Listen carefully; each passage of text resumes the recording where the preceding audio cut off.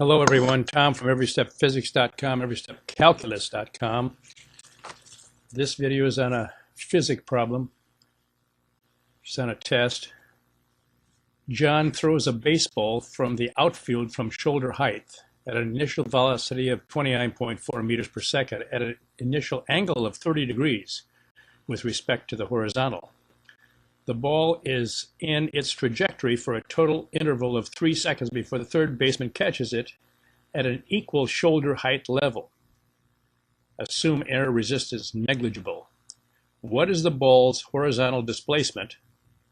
A, 76.4 meters, B, 57.3 meters, C, 38.2 meters, D, 0.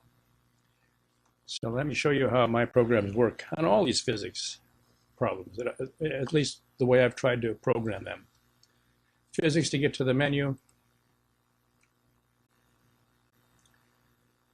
Certainly you have to kind of experiment, or not experiment, but practice with my programs. Certainly practice with them more than look at a book or look at the study material from the professor. And this has a baseball throw. So we're, if you knew that, we're going to go down here. Here's baseball hit. It's baseball thrown. Choose that. And the only trick is at ground level, because in trajectories, the trajectory starts from a certain height, and then the calculations assume that it's the same height when it lands. So, I mean, that's just a trick. That's just experimenting with the programs or getting used to them. We're going to say ground level. Above the ground, you'd have to enter, like it's 30 feet above the ground or 30 meters or whatever they give you. You have to press alpha before you enter anything in these entry lines here. So we're going to press alpha. They're asking for the initial velocity, which is 29.4. Alpha 29.4 meters. So, of course, I give you all these options for conversions, whatever they give you, because everything is in meters in the formulas. So it has to be converted to meters. And so we're going to choose number 4 here, meters per second.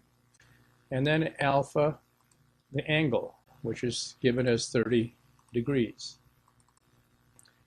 Now, if you practice with my programs or anything with the calculations, you'll find out that if you've got velocity and angle, you've got everything you need to know about a trajectory problem.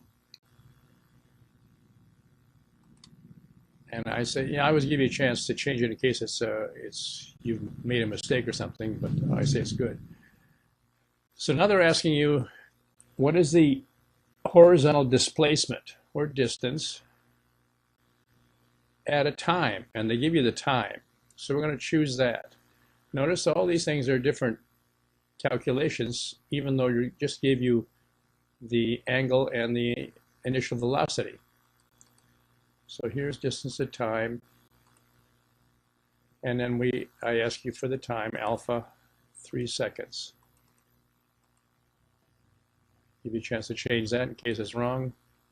And here's the answer. Here's the calculations, 76.4. So you got 100% of this problem. Now, notice that I don't give you anything for teaching. You and I don't care about physics. We want to know enough about physics to pass the test, and get out of there, okay? Physics is certainly more interesting than calculus. And, it's kind of cool to see the experiments and stuff like that. But that's fine. We'll go for that. But as far as actually retaining and learning and studying it and pondering it, no. Leave that to the mathematicians and the physicists. Okay, so anyways, here's the answer. Subscribe to me. Go to my site, subscribe, and you can see other videos that I might produce. Have a good one.